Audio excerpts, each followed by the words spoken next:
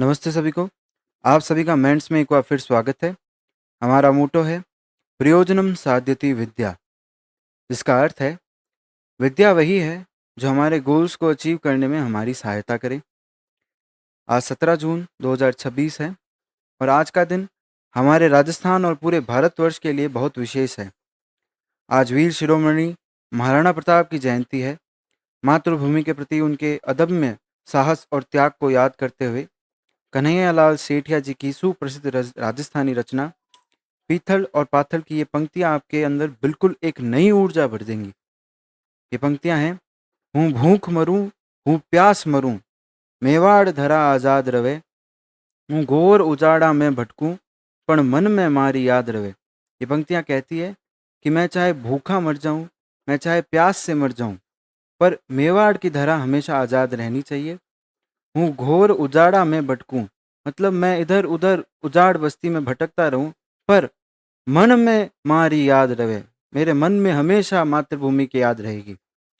महाराणा प्रताप की यह दृढ़ निश्चय और संघर्ष भरी लक्ष्यों के प्रति अडिग रहने वाली बात हमें सिखाती है कि हमें हमारे लक्ष्य के प्रति अडिग रहना चाहिए। तो चलिए इसी प्रेरणा के साथ और अपने गोल की तरफ बढ़ते हुए हमारी आज की इस वीडियो का शुभारंभ करते हैं। आज की इस वीडियो के अंदर 16 और 17 जून के हम करंट अफेयर्स लेके आए हैं, जो कि क्वेश्चन फॉर्मेट में होंगे और अलग अलग थीम्स के अंदर डिस्ट्रीब्यूटेड होंगे। जिसके अंदर हमारी पहली थीम है पॉलिटी एंड गवर्नेंस।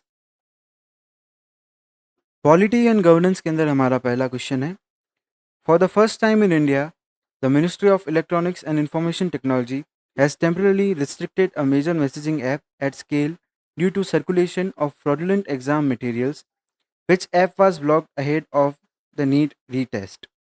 ये क्वेश्चन हमसे पूछना चाह रहा है कि भारत में पहली बार ऐसा हुआ है कि मीति, जो कि ministry of electronics and information technology है, उसके द्वारा एक लार्ज स्केल मतलब बहुत ही बड़ा मेजर मैसेजिंग ऐप को फ्रॉडलेंट एग्जाम मटेरियल्स की हेर फेर के लिए ऐड बैन कर दिया गया है, जो कि नीट रीटेस्ट जो अभी होने वाला है 21 तारीख को, उससे बचने के लिए इस ऐप को बैन किया गया है।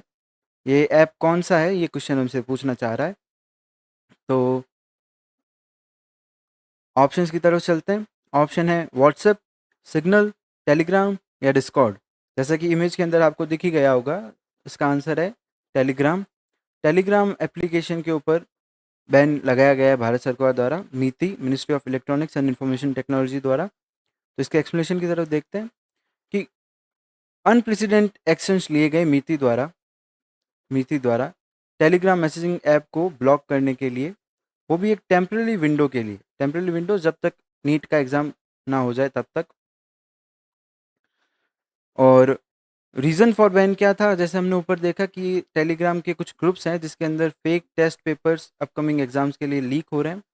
फेक टेस्ट हैं जिससे कैंडिडेट्स को, मतलब ठगने वाली बात है, कैंडिडेट्स उसके लिए पैसे दे देते हैं और वो फेक टेस्ट पेपर्स हैं, जो कि बहुत ही इलीगल हैंडआउट है। और ड्यूरेशन जो है वो नीट रीटेस्ट तक का है, जो कि कैलिब्रेटेड एंड बाउंडेड टाइम, मतलब ड्यूरेशन ये ऐसा रखा गया है कि कुछ हो उससे पहले ही इसको बैन कर दिया गया। और टेलीग्राम के जो सीईओ हैं, फाउंडर हैं, पवेल दुरोव, उनके द्वारा रिएक्शन दिया गया कि ये एक मिस्टेक है, भारत सरकार द्वारा एक बहुत बड़ी मिस्टेक की गई है, क्योंकि सिर्फ नीट के पेपर से रिलेटेड अगर आपको कुछ करना ही था तो 15 करोड़ जो ऑर्डिनरी टेलीग्राम यूजर्स है उनको भी तो पनिशमेंट मिली है इसके साथ। और टेलीग्राम ने अपने काउंटर मेजर्स को क्लेम करते हुए बोला कि जो सर्कुलेट कर रहे हैं फेक पेपर्स, वो तो हाथों हाथ इलीगल लीक्स जो हैं माइग्रेट हो जाएंगे दूसरे मैसेजिंग ऐप्स पे। आपने अगर टेलीग्राम को बैन कर दिया, कोई दूसरा मैसेजिंग ऐप आ जाएगा। तो ये जो स्कैम्स पास्ट फ्यू वीक से हो रहे हैं, इनके लिए तो पावेल डुरोव कह रहे हैं कि हमने बहुत सारे चैनल्स तो ऐसे जो लीक एग्जाम मटेरियल्स को करे उनको हटाया भी है टेलीग्राम से। पर ये एक सही डिसीजन नहीं है और एक इफेक्टिव डिसीजन नहीं है भारत सरकार द्वारा, इनके द्वारा, इन टेलीग्राम के फाउंडर पवेल दोरोव द्वारा ये कहा गया। तो इसी के साथ हम अपने अगले क्वेश्चन की तरफ चलते हैं। अगला क्वेश्चन हमारे नेशन एंड स्टेट्स थीम्स है। नेशन एंड स्टेट्स थीम्स के अंदर क्वेश्चन है: from which location of the coast of Odisha did the DRDO successfully conduct the flight test of the Long Range Land Attack Cruise Missile LRLACM? ये जो आप image देख रहे हैं ये LRLACM की है और ये क्वेश्चन हमसे पूछना चाह रहा है कि ये जो मिसाइल है ये ओडिशा के कौन से लोकेशन जो कि एक आइलैंड है वहाँ से लॉन्च की गई और इसकी टेस्टिंग की गई। तो ऑप्शंस की तरफ बढ़ते हैं। Pokhran test range, Satish Dhawan space centre, APJ Abdul Kalam island या विक्रम साराभाई स्पेस सेंटर।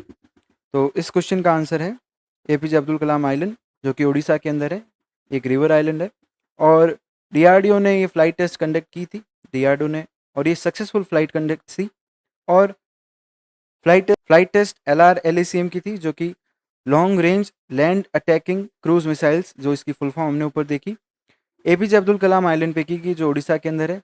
इसका ऑब्जेक्टिव ये था कि इंटीग्रेटेड टेस्ट रेंज चंदीपुर जो है, चंदीपुर के अंदर जो इंटीग्रेटेड टेस्ट रेंज है वो इसके चारों तरफ इंस्ट्रूमेंट रखते हैं, टेस्टिंग इंस्ट्रूमेंट। मान लीजिए ये एक मिसाइल है जो लॉन्च हुई है, इसके चारों तरफ इंस्ट्रूमेंट थे जो इसके टेस्टिंग रेंज इंस्ट्रूमेंट थे जो इसको टेस्ट कर रहे थे कि इसका प्रोपल्शन कैसा है, इसका हाई एल्टीट्यूड एंगल कैसा है, इसका प्रोजेक्शन टाइम क्या है, इसका जो अलाइनमेंट है वो क्या है। ये सारे के सारे इंस्ट्रूमेंट्स जो हैं वो इंटीग्रेटेड टेस्ट रेंज चंदीपुर द्वारा अवेलेबल करवाए गए और ये टेस्टिंग एकदम जो परख संख्या थी उसके ऊपर खरी हुई है। तो और इसी के साथ ये पूरी की पूरी इंडिजिनसली डेवलप्ड है, मतलब भारत के अंदर ही बनी है और इसके अंदर सब system developed by DRDO laboratories. अलग जैसे हमने पिछली कुछ क्लासेस के अंदर कुछ क्लासेस पहले भी हमने एक बात की थी, डीआरडीओ की एक लेबोरेटरी एपीजे अब्दुल कलाम मिसाइल सेंटर हैदराबाद के अंदर खुली है कॉम्प्लेक्स आर्म फोर्सेस के लिए। वैसे ही डीआरडीओ की जो लेबोरेटरीज हैं उनकी कंबाइंड सब सिस्टम कॉम्बिनेशन मिसाइल डेवलपमेंट के अंदर इसको बनाया गया है। तो हम इसी के साथ डीआरडीओ के बारे में कुछ चर्चा करते हैं। डीआरडीओ की जो लीडरशिप है वो defence secretary and secretary of department of defence R&D और चेयरमैन डीआरडीओ जो कि डिफेंस के सेक्रेटरी है और डिपार्टमेंट ऑफ डिफेंस के जो कि R&D डिपार्टमेंट है उसके भी सेक्रेटरी हैं और चेयरमैन हैं डीआरडीओ के वो हैं श्री राजेश कुमार सिंह। और डीआरडीओ का जो हेडक्वार्टर है वो न्यू दिल्ली में है और इसका एस्टेब्लिशमेंट 1958 के अंदर हुआ था।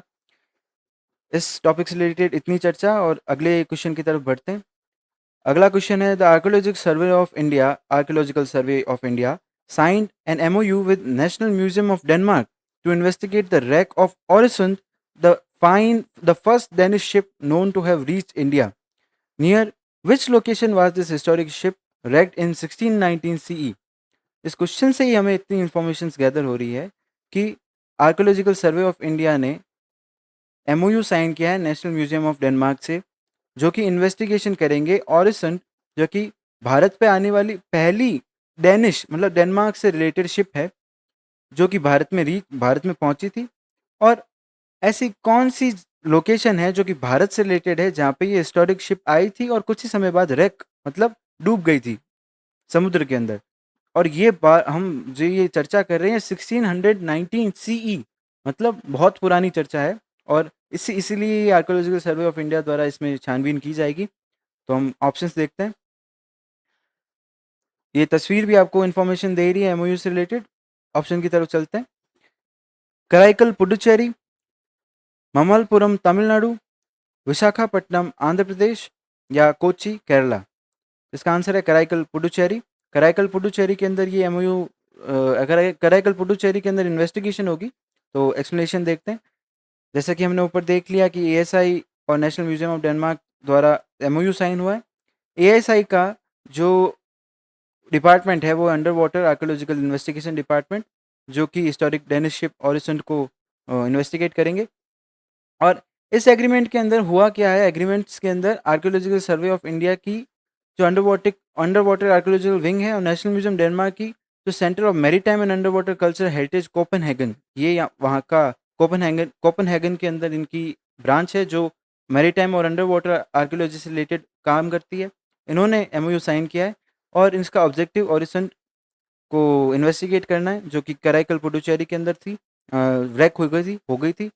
इसका हिस्टोरिकल सिग्निफिकेंस जो है वो भी हमने क्वेश्चन में ही देख लिया। ज़्यादातर सारी इन्फॉर्मेशन हमने क्वेश्चन से गैदर कर ली है। अभी सिर्फ रिपीटेटिव मेजर पे हम सारी इन्फॉर्मेशन वापस देख रहे हैं कि ये फर्स्ट डेनिश शिप थी जो कि इंडिया में रीच हुई, इंडिया के अंदर पहुंची थी और Shortly after his arrival, the vessel was wrecked near Karaikal, making it a critical archaeological source for studying early maritime interaction between Denmark and India. ये इसे एक बहुत ही क्रिटिकल आर्कियोलॉजिकल सोर्स बनाती है कि डेनमार्क और इंडिया के बीच में जो मैरीटाइम एसोसिएशन थे उनको स्टडी करने के लिए, डेनमार्क की जो उस समय की मैरीटाइम प्रोडक्ट्स थे, मैरीटाइम टूल्स थे, उनके बारे में जानकारी लेने के लिए, और इंडिया और डेनमार्क के बीच में जो मार्केटिंग पर्पसेस थे, जैसी जिस तरीके की करेंसीज वगैरह यूज़ होती वो जैसे नॉर्मल आर्कियोलॉजी से रिलेटेड जो टर्म्स हैं उनके बारे में जानकारी हमें मिलेगी। और ये एक अर्ली 17th सेंचुरी का प्रोजेक्ट होगा जो कि एक बहुत अच्छी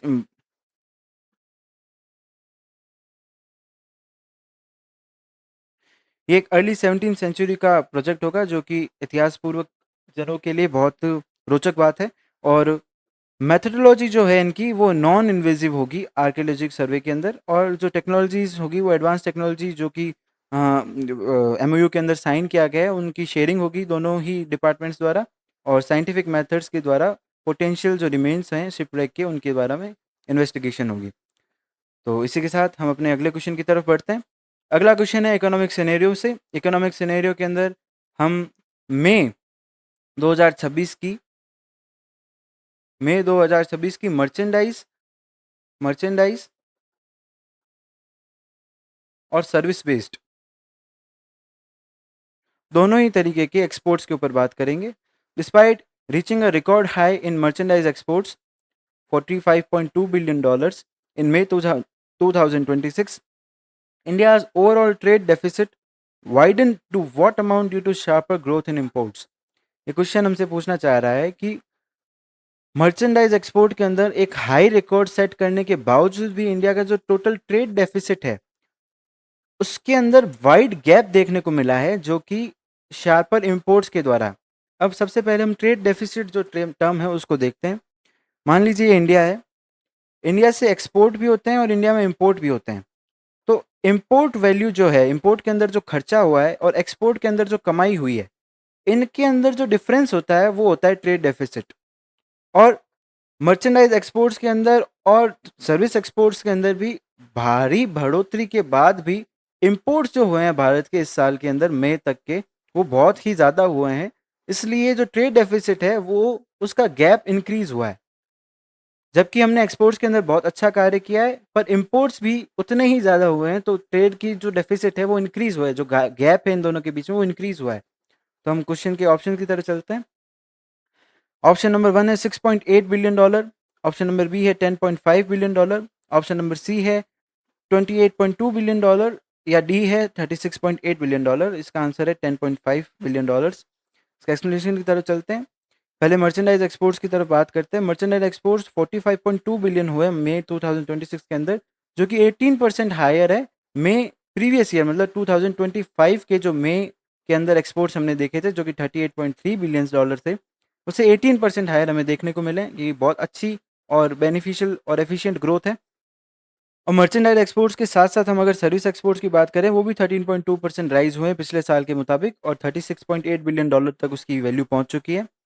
ट्रेड डेफिसिट वाइडनिंग का जो टॉप कारण हम देख रहे हैं, टॉप जो की फैक्टर्स हैं वो ये है कि ट्रेड डेफिसिट का जो वाइडनिंग है वो 10.5 बिलियन डॉलर है, जो इसका गैप है वो, जो कि 6.8 बिलियन डॉलर हुआ करता था मई पिछले साल के अंदर। और टॉप एक्सपोर्ट डेस्टिनेशन जो थी वो भारत की रही। सारी जो एक्सपोर्ट डेस्टिनेशंस हैं उनके मुताबिक Singapore, China, UK, Tanzania, Bangladesh, Germany और साउथ अफ्रीका ने बढ़ोतरी दिखाई है एक्सपोर्ट्स के अंदर भारत की तरफ से। और ब्रॉड बेस्ड ग्रोथ है भारत की एक्सपोर्ट के अंदर, क्योंकि पेट्रोलियम और नॉन पेट्रोलियम दोनों ही स्ट्रॉन्ग एक्सपोर्ट ग्रोथ दिखा रहे हैं। नहीं तो पेट्रोलियम की जो ग्रोथ होती है वो आमतौर पर नॉन पेट्रोलियम प्रोडक्ट्स के अंदर ज़्यादा दिखाई देती है। और सेक्टर स्पेसिफिक हाइलाइट्स अगर देखें तो एक्सपोर्ट के अंदर इलेक्ट्रॉनिक गुड्स ने हाईएस्ट दिखा है और $5.1 बिलियन तक की रीच दिखाई है। इसी के साथ हम अपने अगले क्वेश्चन की तरफ चलते हैं जो कि नई थीम के अंदर है, इंटरनेशनल रिलेशंस। इंटरनेशनल रिलेशन के अंदर हमारा पहला क्वेश्चन है, during the G7 session title forging new partnership forging new partnership and rebuilding international solidarity, PM Narendra Modi highlighted which of the following as the most important strategic asset today? G7 meeting हुई, G7 meeting France में हुई और forging new partnership and rebuilding international solidity इस meeting का title था। इस meeting के दौरान नरेंद्र मोदी ने जो कि हमारे इस मीटिंग के दौरान मोदी जी ने कुछ हाईलाइटेड टर्म्स को इस मीटिंग के दौरान हमारे पीएम नरेंद्र मोदी ने कहा कि आज की डेट के अंदर किसी भी देश के लिए सबसे इम्पोर्टेंट स्ट्रेटेजिक एसेट क्या है। उन्होंने कुछ कहा जो कि ये क्वेश्चन हमसे पूछना चाह रहा है। ये G7 मीटिंग की तस्वीर है और चलिए हम ऑप्शन की तरफ चलते हैं। ऑप्शन के अंदर पहला ऑप्शन है global technology exchange, mutual trust, resource abundance या क्लाइमेट फाइनेंसेस। तो इनके अंदर मोदी जी ने कहा था कि आज की डेट के अंदर किसी भी देश के लिए स्ट्रेटेजिक एसेट जो है वो सबसे बड़ा म्यूचुअल ट्रस्ट है किसी भी देश के लिए। और G7 मीटिंग के दौरान मोदी जी ने ये बात की। तो हम देखते हैं पहले G7 जो देश हैं उनके अंदर कौन कौन से देश आते हैं। G7 के अंदर वो आते हैं France, US, United kingdom UK, Germany, Japan, Italy और कनाडा। ये 7 ग्रुप जो हैं, group Nations, group of 7 Nations, इसी को G7 कहा जाता है। और यूरोपियन यूनियन भी इसी के अंदर इंक्लूडेड है। इसी के साथ हैं मतलब ये 7 तो नेशंस हैं और यूरोपियन यूनियन। पर ज़्यादातर जो मीटिंग्स होती है G7 नेशन के अंदर उसके अंदर इंडिया भी इंक्लूडेड होता है और इंडिया के साथ साथ ब्राज़ील, इजिप्ट, केन्या और साउथ कोरिया भी इस साल इंक्लूडेड थे और कुछ ऑर्गेनाइजेशंस भी इंक्लूडेड थी जैसे वर्ल्ड बैंक और अफ्रीकन डेवलपमेंट बैंक। और जो मोदी जी ने हमें बताया कि जो सबसे इम्पोर्टेंट स्ट्रेटेजिक एसेट है किसी भी देश का आज की डेट के अंदर वो है म्यूचुअल ट्रस्ट।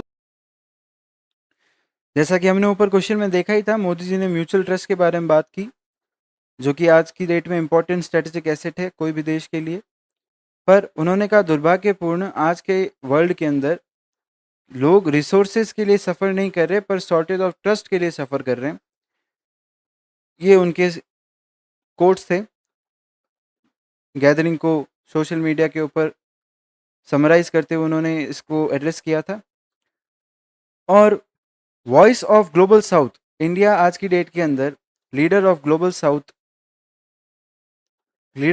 साउथ के तहत आगे बढ़ रहा है, जिसके अंदर ग्लोबल साउथ की अगर हम बात करें तो ये साउदर्न अर्थ के अंदर ज़्यादातर साउदर्न एशियन कंट्रीज़ के अंदर जो कि मिडिल इनकम और पुअर कंट्रीज़ हैं उसमें उसके बारे में बात करता है ग्लोबल साउथ। और पीएम मोदी ने एम्फेसाइज किया पूरे वर्ल्ड से G7 की मीटिंग के थ्रू कि ग्लोबल साउथ की एक्सपेक्टेशन जो वर्ल्ड से है वो सपोर्ट से ज़्यादा पार्टनरशिप की है। मतलब आप सपोर्ट के साथ पार्टनरशिप भी बढ़ाइए उसके अंदर जिससे वो मिडिल इनकम पुअर कंट्रीज से हायर लेवल कंट्रीज के अंदर कन्वर्ट हो सके। और इसी पूरी G7 मीटिंग के साथ कुछ बायोलेटरल मीटिंग्स भी की मोदी जी ने जो कि कनाडा, यूके और यूएई से रिलेटेड थी। इसी के साथ हम अपने अगले क्वेश्चन की तरफ चलते हैं। अगला क्वेश्चन है हमारा, according to the timeline of the conflict which two nations successfully mediated the negotiated memorandum of understanding signed on June 14, 2026 to bring a temporary halt to the hostilities between the US and Iran? ये question हमसे पूछ रहा है कि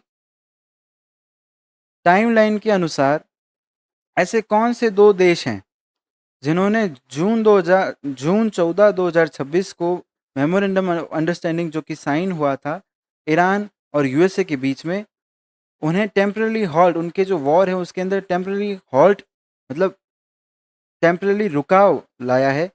वो कौन सी दो countries हैं ये क्वेश्चन हमसे पूछना चाह रहा है। Switzerland and Oman, France and Germany, Pakistan and Qatar, Kuwait and Saudi Arabia. तो इस क्वेश्चन का आंसर है पाकिस्तान एंड कतर। और ये जो मीटिंग हुई थी ये जेडी वांस द्वारा इनिशियल एग्रीमेंट के साइन करने के लिए, जेडी वांस यूएस के वाइस प्रेसिडेंट हैं और यूएस और ईरान का जो एंड वॉर मतलब वॉर के एंड की तरफ जा रहे हैं और हॉर्मुज स्ट्रेट को रीओपन कर दिया गया इस एमओयू के द्वारा। ये एक प्रीलिमिनरी एग्रीमेंट था जो कि यूएस और ईरान दोनों के बीच में लिया गया। यूएस के जो रिप्रेजेंटेटिव थे वो उनके वाइस प्रेसिडेंट थे, और फॉर्मली इस एग्रीमेंट द्वारा वॉर को एंड करने की घोषणा की गई है, और लिफ्ट मैरीटाइम ब्लॉकेड्स जो थे स्टेट ऑफ हॉर्मुज के अंदर, गल्फ ऑफ ओमान के अंदर, उनको लिफ्ट उठाने की बात की गई है। और कुछ नेगोशिएशन होंगे जो कि तेहरान मतलब ईरान के जो न्यूक्लियर प्रोग्राम से रिलेटेड होंगे, जो कि वेस्टर्न इकोनॉमिक सैंक्शंस के थ्रू गुजर रहे हैं। और इसके जो जैसे कि मैंने बताया, साइनिंग सेरेमनीज जो थी वो जेडी वांस द्वारा की गई, और ईरान के और पाकिस्तान ऑफिशियल्स ने कहा कि 19 ऑफ जून को जेनेवा स्विट्जरलैंड के अंदर एमओयू साइन की एक मीटिंग रखी जाएगी, जो कि एक साइनिंग सेरेमनी होगी। और लीडरशिप के अंदर बात करें तो मीडिया इंटरेक्शन के अंदर जी7 मीटिंग के दौरान फ्रांस के अंदर यूएस प्रेसिडेंट डोनाल्ड ट्रंप ने कंफर्म किया कि वाइस प्रेसिडेंट जेडी वांस ने यूनाइटेड स्टेट की तरफ से फिजिकली साइनिंग सेरेमनी को अटेंड कर लिया है। और प्रेसिडेंट का जो रिएक्शन था डोनाल्ड ट्रंप का, वो ये था कि ships of the world starts your engine.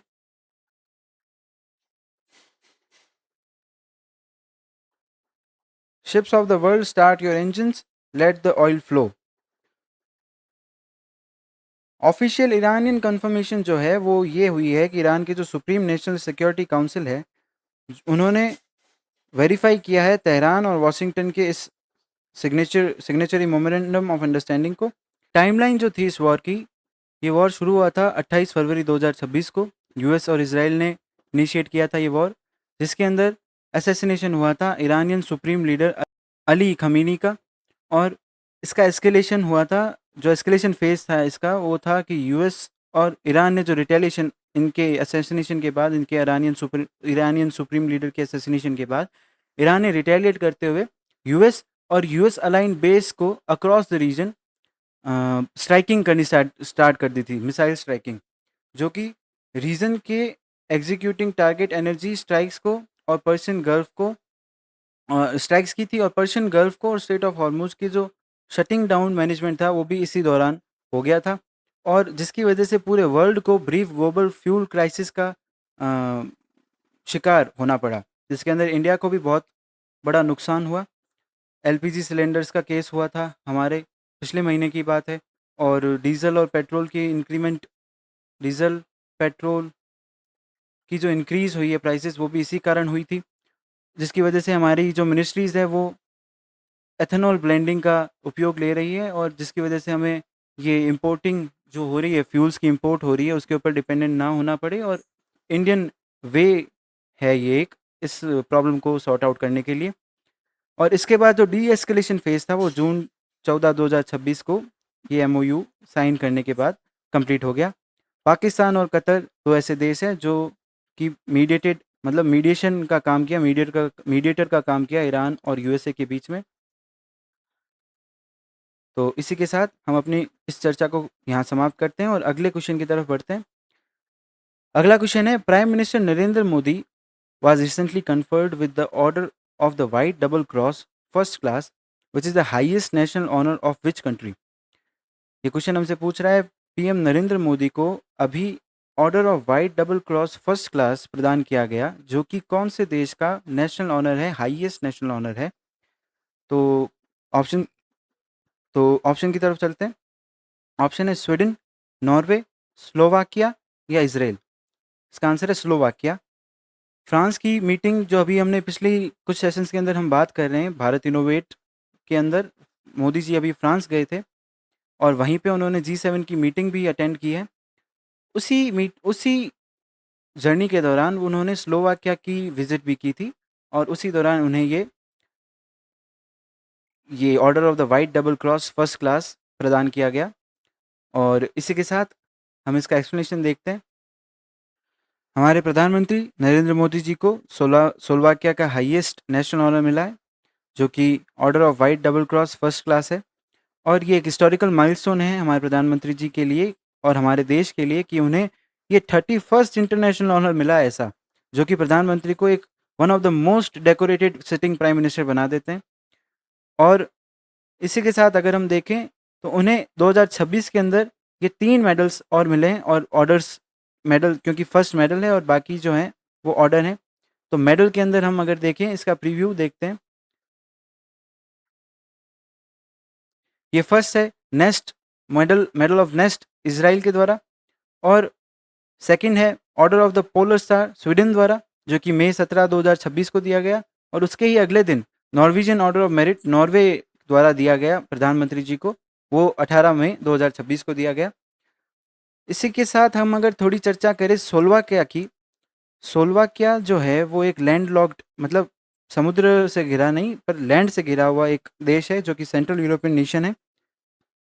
इसकी कैपिटल है ब्रेटिस्लावा, इसकी ऑफिशियल लैंग्वेज है स्लोवाक और पॉपुलेशन है लगभग 5.4 मिलियन। और इसके जो हेड ऑफ स्टेट हैं जिनके द्वारा प्रधानमंत्री जी को ये सम्मान प्रदान किया गया है वो है प्रेसिडेंट पीटर पेलेग्रिनी। इन्हीं पीटर पेलेग्रिनी जो उनके राष्ट्रपति हैं प्रेसिडेंट हैं उनके द्वारा और हमारे प्रधानमंत्री जी द्वारा बहुत सारे एमओयूज साइन किए गए हैं। इन एमओयूज के अंदर बायलैटरल मीटिंग से रिलेटेड एमओयूज हुए हैं और labour migration letter of intent for defence field, defence के लिए जो लेटर ऑफ इंटेंट है कॉपरेशन डिफेंस फील्ड के अंदर एमओयू साइन हुआ है। डिजिटल टेक्नोलॉजीज़ के लिए एमओयू साइन हुआ है। ऑडियो विजुअल क्रिएशन जो कि हम ये ऑरेंज इकोनॉमी को बढ़ावा देने के लिए है। ऑरेंज इकोनॉमी के अंदर हमारे गेमिंग, फिल्म मेकिंग और वीडियो सॉन्ग मेकिंग ये सारे ऑरेंज इकोनॉमी के अंदर है। और एमओयू साइन हुआ है क्वांटम कम्युनिकेशन और क्रिटिकल इंफ्रास्ट्रक्चर को प्रोटेक्ट करने के लिए और टूरिज्म डिपार्टमेंट के अंदर भी बहुत से एसोसिएशन ने एग्रीमेंट किया है। इसी के साथ देखें तो आगे कुछ इंस्टीट्यूशंस ने भी आपस में एग्रीमेंट्स किए हैं जैसे कि ये फर्स्ट एवर माइलस्टोन है कि first ever ICCR chair artificial intelligence की एक एसोसिएशन है जिन्हें टेक्निकल यूनिवर्सिटी ऑफ कोशिश, इसका प्रोनाउंसिएशन मैं गलत कर रहा हूँ शायद, कोशिश जो आप इसको चेक करना, कोशिश स्लोवाकिया की एक इंस्टीट्यूशन है टेक्निकल यूनिवर्सिटी, उसके साथ इन्होंने एग्रीमेंट करके और आर्टिफिशियल इंटेलिजेंस के कोर्सेज रिलीज़ करेंगे। और एक एमओयू साइन हुआ है हायर एजुकेशन एंड रिसर्च के बेस पे दोनों ही देशों के बीच में जिसके अंदर आईआईटी दिल्ली और स्लोवाक टेक्निकल यूनिवर्सिटी के बीच में एक्सचेंज प्रोग्राम होंगे, student exchange programme, scholarship declaration होगा और जॉइंट रिसर्च कोलेब्रेशंस भी होंगे जिसके अंदर हमारी जो एग्रीमेंट हुए हैं साइंटिफिक कॉपरेशन का मतलब इंडियन नेशनल साइंस एकेडमी और Slovak academy of sciences same, इनके बीच में क्या होगा कि जो भी रिसर्चेज इंडिया ने की है, जो भी रिसर्चेज स्लोवाक एकेडमी ने की है, इनके बीच में कोऑपरेशन के साथ इन दोनों दोनों तरीके की रिसर्चेज को मेजरली एक सही आउटकम निकालने के लिए एजुकेशन पर्पस के लिए यूज़ किया जाएगा। और हेल्थ और वेलनेस के अंदर नेशनल इंस्टीट्यूट ऑफ नेचुरोपैथी जो कि मिनिस्ट्री ऑफ आयुष के अंदर आता है, इसका हेडक्वार्टर पुणे के अंदर है, उसने और स्लोवाक हेल्थ स्पा पेस्थे ने, ये भी मुझे लगता है कि मैं जो प्रोनाउंसिएशन है वो गलत कर रहा हूँ, आप इसको एक बार चेक कर लीजिएगा। इन दोनों के अंदर एमओयू साइन हुआ है, वो हेल्थ एंड वेलनेस के लिए हुआ है। तो इसी के साथ यहाँ की चर्चा हम समाप्त करते हैं और अगले क्वेश्चन की तरफ चलते हैं। अगले क्वेश्चन में हमारी नई थीम स्टार्ट हो रही है जो कि मिसलेनियस थीम है। मिसलेनियस थीम के अंदर हमारे पास नेशनल और इंटरनेशनल कल्चर से related, sports and current affairs से रिलेटेड और जो थीम्स हम ऊपर नहीं कवर कर पाते हैं और जो कि अलग अलग थीम्स के अंदर डिस्ट्रीब्यूटेड नहीं होती, उसको हम मिसलेनियस के अंदर इंक्लूड करते हैं। जिसके अंदर हमारी पहली थीम है वो एक ट्रेडिशनल फेस्टिवल के ऊपर है जो कि एक उड़ीसा का फेस्टिवल है। तो इसका क्वेश्चन पढ़ते हैं। During the 3 day agrarian festival of Raja Parba celebrated in Odisha which traditional baked sweet rice cake is primarily prepared and shared as a major delicacy. ये क्वेश्चन हमसे पूछ रहा है कि राज पर्व नाम का उड़ीसा के अंदर एक फेस्टिवल मनाया जाता है जो कि 3 दिन का फेस्टिवल होता है। उस फेस्टिवल के अंदर एक बेक्ड स्वीट मतलब पकाया हुआ राइस केक, चावल का एक केक है जो कि एक मीठा है, वो एक मेजर डेलिकेसी है उड़ीसा की, वो उसका नाम क्या है? ये हमसे ये क्वेश्चन पूछा जा रहा है। ये राज पर्व का आप देख सकते हैं, ये इमेज, इसको राज पर्व और मिथुन संक्रांति दोनों ही साथ में मनाई जाती है। जो दूसरा दिन होता है राज पर्व का वो मिथुन संक्रांति की या तीसरा दिन मिथुन संक्रांति के पर्व में मनाया जाता है। तो ऑप्शन है छेना पोड़ा, पोड़ा पीठा, काकरा पीठा या मनदा पीठा। छेना पोड़ा, पोड़ा पीठा, काकरा पीठा या मंडा पीठा। तो इसका आंसर है पोड़ा पीठा। पोड़ा पीठा जो है वो मीठा ऐसा है जो कि ओडिशा की डेलिकेसी है और वो इस पर्व के अंदर उपयोग में आता है। और ये इसका जो फेस्टिवल ये हुआ है राज पर्व 2026 जो मनाया गया है वो जून 14 और जून 16 के बीच में मनाया गया है। ये 3 दिन का एग्रेरियन फेस्टिवल है जो कि ओडिशा के अंदर मनाया जाता है, जो कि वुमेनहुड को और मदर अर्थ की फर्टिलिटी को ऑनर करता है, जिसके अंदर जब मानसून की शुरुआत होती है उस समय इस पर्व को मनाया जाता है। और इस दौरान एग्रीकल्चर वर्क्स को प्लोइंग डिगिंग को बंद कर दिया जाता है क्योंकि ये मदर अर्थ की फर्टिलिटी को हार्म कर सकते हैं। और इसके अंदर वुमेन्स को भी अपने डेली हाउस होल्ड जो घरेलू काम है उनसे वेल डिजर्व रेस्ट दिया जाता है। और इनके जो 3 दिन हैं उनके नाम हैं, जैसे पहली राज संक्रांति और बसी राज। जैसे राज संक्रांति हमने ऊपर पढ़ा, राज संक्रांति हम क्यों बोलते हैं इसको, हम मिथुन संक्रांति भी बोलते हैं क्योंकि इस समय लोक मान्यताओं के अनुसार मिथुन राशि जो है वो सूर्य के महीने के अंदर होती है, जिसकी वजह से राज संक्रांति को मिथुन संक्रांति भी बोलते हैं। और बसी राज को ये तीसरा दिन होता है जिसमें ये पूरा 3 दिन लंबा फेस्टिवल कंक्लूड होता है। इसके जो की ट्रेडिशन है उसके अंदर हमारे राज डोली और अटायर, जैसे कि हमने ऊपर देखा था, ये जो झूला आपको दिख रहा है ये राज डोली है। और इसके जो अटायर है ये लाल रंग के वस्त्र, काले धारीदार वस्त्र होते हैं और इनको पहन के ये फेस्टिवल मनाया जाता है। और इसके जो ट्रेडिशनल डेलिकेसीज हैं वो है पोड़ी पीठा और राजपान, जिसकी आपको मैं तस्वीर दिखाता हूँ। ये है पोड़ी पीठा और ये है राजपान जो कि राज पर्व में खाया जाता है। इसी के साथ हम अपने अगले एक्सप्लेनेशन की तरफ बढ़ते हैं। अगला एक्सप्लेनेशन मिसलेनियस के अंदर स्पोर्ट्स से है। स्पोर्ट्स के अंदर in the Indian athletic series 11 held at the SAI centre in Kolkata, who clinched the women's 5000 meter gold medal by overcoming a thrilling late charge from Harmilan Bains. Harmilan Bains से थ्रिलिंग रेस चार्ज को छीनते हुए 5000 women's race के अंदर किसने gold medal जीता है Indian athletic series 11 के अंदर, जो कि कोलकाता SAI सेंटर के अंदर हुई थी। ये क्वेश्चन हमसे पूछना चाह रहा है। इमेज देख के आपको अंदाजा लग गया होगा। वैसे ऑप्शंस हैं संजीवनी जाधव, सोनम परमार, प्रिया हबथनहाल या लिली दास। तो इस क्वेश्चन का आंसर है संजीवनी जाधव। एक्सप्लेनेशन देखते हैं। इंडियन एथलेटिक सीरीज 11 जो कि संजीवनी ने आउट क्लास की है हरमिलियन से जीत के 5000 मीटर के अंदर गोल्ड को इन्होंने क्लिंच किया है। और जो 5000 मीटर थ्रिलर थी महाराष्ट्र की हैं ये संजीवनी जाधव। और ये जो पूरा का पूरा सीरीज हुई थी वो SAI सेंटर कोलकाता के अंदर हुई थी, वेस्ट बंगाल के अंदर। और इनकी जो टाइमिंग थी वो थी 16 मिनट 47 सेकंड और 16 मिली सेकंड, जो कि लेट फाइनल बैंड सर्ज के अंदर हरमिलियन बेंस को 16 मिनट 47 सेकंड और 43 मिली सेकंड, बहुत ही नैरो क्वांटिटी से इन्हें बीट कर दिया। और सोनम परमार जो कि थर्ड आई हैं उनकी जो है 16 मिनट 49 सेकंड और 34 मिली सेकंड, तीनों के अंदर ही बहुत ही कम समय का डिफरेंस है। ये बहुत ही कॉम्पिटिटिव रेस थी। और मेन स्प्रिंट के अंदर उड़ीसा के दोंडपति M जयराम जो है उन्होंने अपनी स्ट्रॉन्ग डिस्प्ले दिखाई हैवी हेडविंड के साथ, जिसके अंदर 10.56 सेकंड के अंदर फास्टेस्ट मैन बने 100 मीटर स्प्रिंट को क्लिंच करने के लिए। और 200 मीटर की टाइमिंग थी उनकी 20.41, जो उन्हें सेकंड पोजीशन पे फिनिश करवाती है। बहुत अच्छा प्रदर्शन था इनका।